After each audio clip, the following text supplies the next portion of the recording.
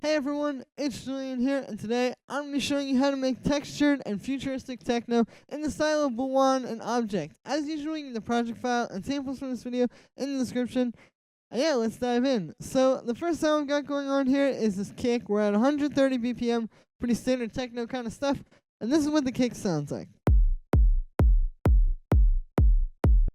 So what this is it's just like this pretty punchy, kind of like strong kick. These are usually the kind of kicks that Blawan and Objekt go for in a lot of their tracks. Like these kind of kicks where they're not like the huge warehouse reverb kind of kicks, but they're still just really powerful and really like, yeah, hold the beat down. So what I've got is I have this kick, and I put it in a simpler here, and then in the simpler, I use this pitch envelope. So you can see I've got it, the amount at 27 semitones, and it's got a pretty fast decay. So this is just adding that little bit of click to the start of the sound.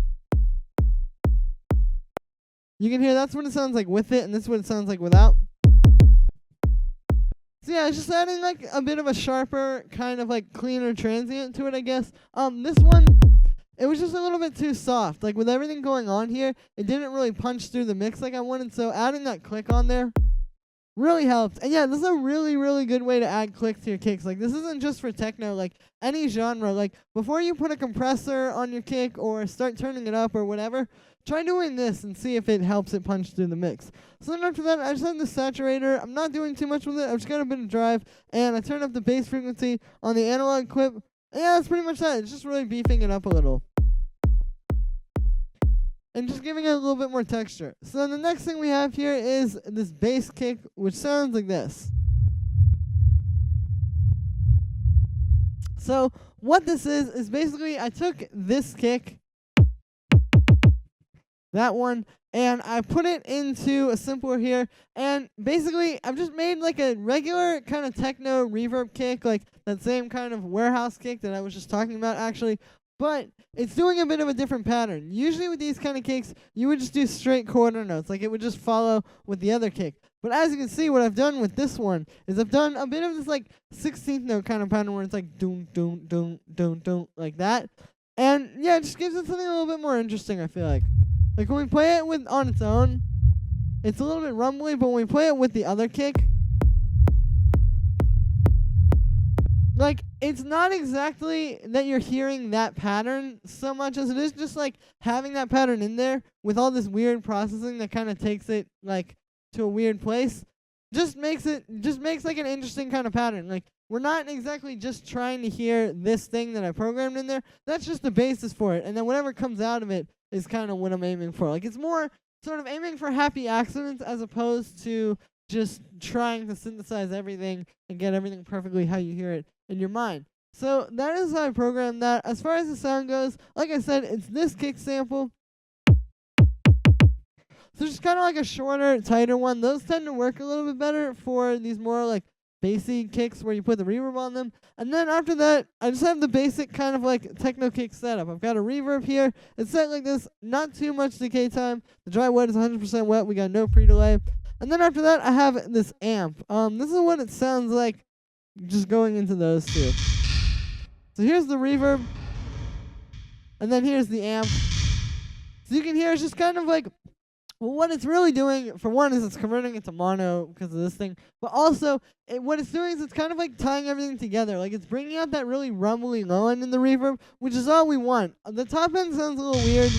Like it's kind of clicky, but that's fine. Again, we just want that low end. And then after that, we just have this auto filter, and that's what cuts out that high end and just focuses on the rumbly part. So this is just like a really standard kind of techno kick setup. Yeah, pretty straightforward. Like I said, just the reverb into the guitar amp for distortion. You could use a lot of other kind of distortion as well. You just have to play around with it. And then the auto filter to just focus on that rumbly kind of range. And like I was saying, like what happens when you put stuff into this and you have like weird patterns like that is you don't exactly get that pattern. You just get kind of like something interesting and unique and really kind of cool. Like I said, I find it a little bit better with this style of stuff to aim for like happy accidents as opposed to just trying to synthesize every moment of the music, essentially. So then after that, what I've got is I have this utility because the signal was a little quiet. That's just boosting it up a bit. And then we just have this compressor sidechaining into the kick. And yeah, that's it for the bass kick. So the next thing we have here is this hi-hat, which sounds like this. So this is really simple. It's just like a clean, kind of nice sounding hi-hat. Pretty similar to the style that Blawan and Objekt use. The one thing I will say about this is it's kind of interesting because, like, what I find their style does really well is it combines elements of, like, the more, like, dark, kind of warehousey, ravey sort of techno with, like, the cleaner, sort of more stuff you would, like, associate with, like, Detroit and, like, the more kind of, like, old school sound. Like, it's a really cool combination of both that still sounds really futuristic. And this is, like, an example of using a sound to get that. We have, like, this bass kick here, which is super rumbly and warehousey. But then we have this, like, clean drum machine style hi-hat. And yeah, it's a good contrast between the styles. So the only thing that I have on there for effects is I just have this high-pass filter. Here's the original sample. And I just put it through the high-pass because, truth be told, there's a lot going on in here, and it just kind of cleans it up. So the next thing we have here is this drum rack, which sounds like this. So this is just playing a bunch of percussion. You can see I have all these little percussion sounds in here, and I've just made this little pattern. It's pretty simple. It's a really good way to add a lot of kind of like flavor to your beats. Like, if you think about this kind of like a percussion loop, it would be like taking a percussion loop from a sample pack and just putting it in. But by putting all these sounds in a drum rack, we can make our own percussion loops. And I don't usually use drum racks, I know, but I do like to use them for like percussion like this because it's hard to mix with when you put like everything in here. Like, if I put all of the drums in this project file in this drum rack, it would be a nightmare. But when you have a lot of, or like a few things that you just want to be in the same range, like volume wise and kind of like sonically, it's fine to just put them in a drum rack. Like I said, it's a cool way to kind of make loops because you just have it all in one place, and it can be very intuitive for programming. So, like I said, it's really straightforward, just a bunch of cool percussion sounds, and I made this cool pattern. So the next thing that we have here is this sort of like bass synth thing, which sounds like this. So the way that I made this was analog. It's just playing this C, this low C the whole time. Really straightforward. It's just kind of like a drone, but like a little bit of a weird one. The cool thing about this is it's kind of like a challenge for me sometimes, and I think for a lot of people, to take like a synth and make something that isn't melodic. Like a lot of times when you have a synth, you know, you want to like just sit there and write some cool chords, write a cool melody.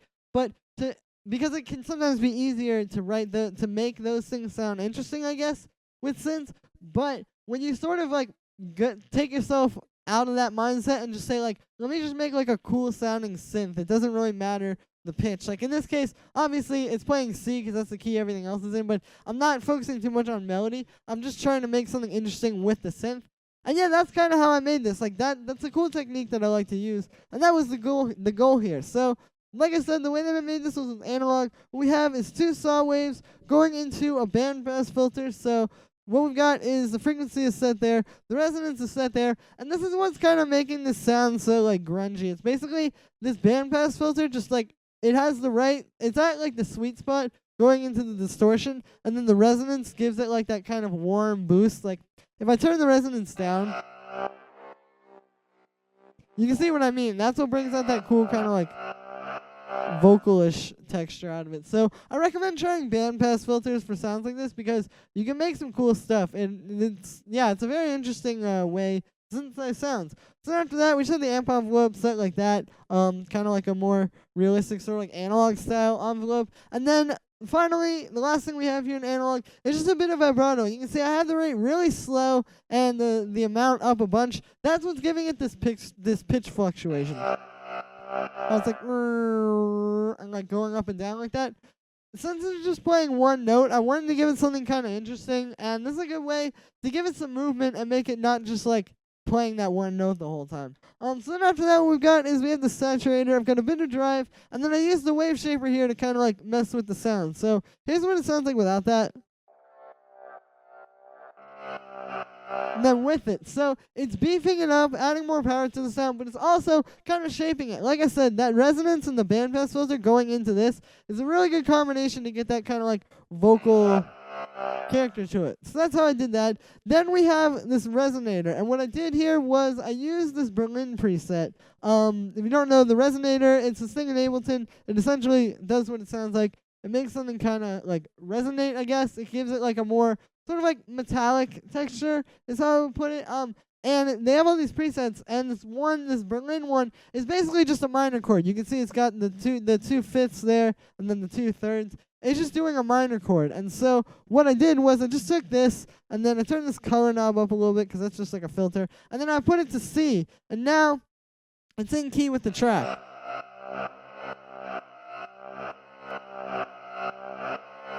So yeah, pretty straightforward. That was how I did that. After that, I have this grain delay. This is doing kind of like the last bit of like the weird texture on the sound. You can see I have it set up like this, so it's just kind of giving it like that grainy sort of sound with the spray.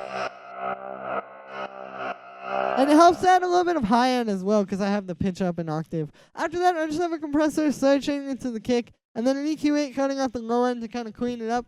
And yeah, that's that sound. Like I said, it's an interesting kind of challenge for me to take like a synth and try not to just make something melodic, but to just make like a cool synth sound, and kind of like get out of the box of just trying to make melodic stuff. So yeah, so then the next thing we've got here is this ride, which sounds like this. This is a really straightforward kind of techno ride. It's just this sample, that ride, and I put it in here, and I have this kind of pattern where you can see the velocities are like going up like that. So it's like kind of sounds like it's side-chained, but it more just sounds like you're playing with the velocities. It's an interesting kind of thing that a lot of people do in techno tracks. And yeah, then the only processing I have on that is this EQ8, which you can see I've kind of gone in and done a lot here. So what I did was I cut out the low end, and then I have all these little points here. And what these are cutting out are these sort of like whistly, sort of like harsh frequencies that you get in a ride cymbal. So here's what it sounds like with everything. And then if I turn that off,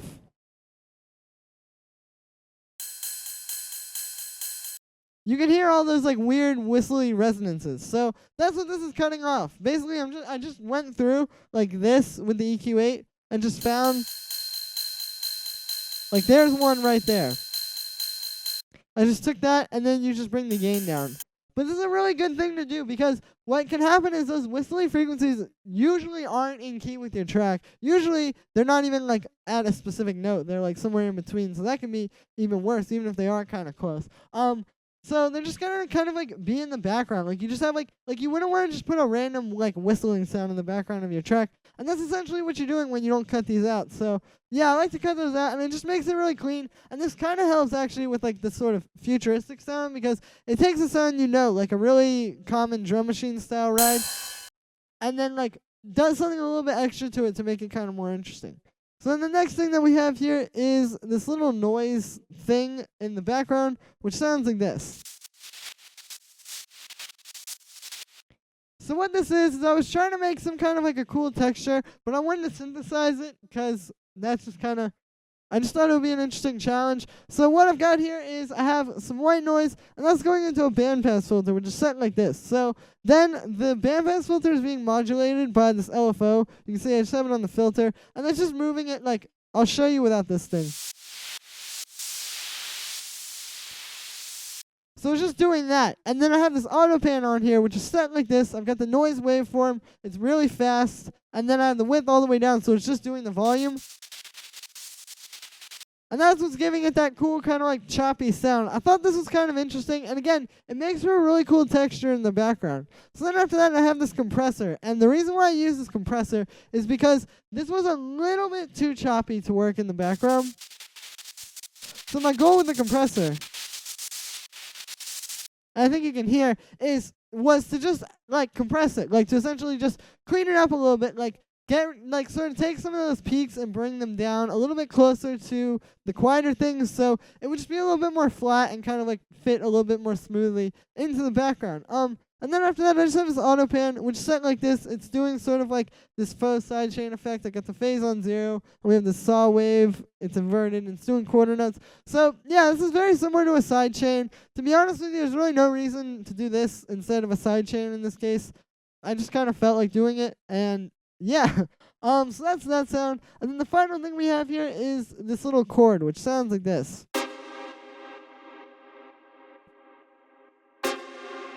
So what we got here is just a simple thing. I'll show you the synth in a second. It's playing a C minor chord. We just have a regular C minor and then a C on top. And then here it's playing the same chord, but I moved the third, which is D sharp, up to F. I thought it sounded kind of cool. And then this is playing like rhythmically off of the kick. Like you can hear it's hitting on that 16th note. So it's doing groove as well as like melodic stuff. So then for the synth sound here, what we've got is I have a saw wave here, an operator, and then I've got a little bit of FM with the sine wave, which you can see I pitched up an octave, and then I messed with the fine tune to kind of detune it. That's what gives it that more like chaotic sound, and it just makes it more interesting than like just a saw wave. After that, I have a low pass filter, which has a bit of an envelope on it. You can hear that. That's how it gets kind of like the pluck sound to it. And yeah, then after that, I have this echo, which is set like this. I have the ears just not synced, basically, and then each ear is doing a different thing. This helps to give it a stereo, kind of like more stereo width, because when you have each one playing a different thing, each ear is hearing something different, and thus, yeah, it just gives it like a wider stereo image. After that, I have a bit of reverb for some space, and then an EQ8 cutting out the low end. And then finally, I just have a compressor sidechaining it to the kick. So that's that chord. I wanted to show you guys how to do that because I think there's a little bit of kind of like confusion out there about how to make these more like dubby techno chords. So that's how to do it. And with that, that's going to be it for today, guys. So make sure to let me know what you think of this video in the comments, and make sure to like this video as well as subscribe. Thank you again, everybody, and I will see you tomorrow with another tutorial.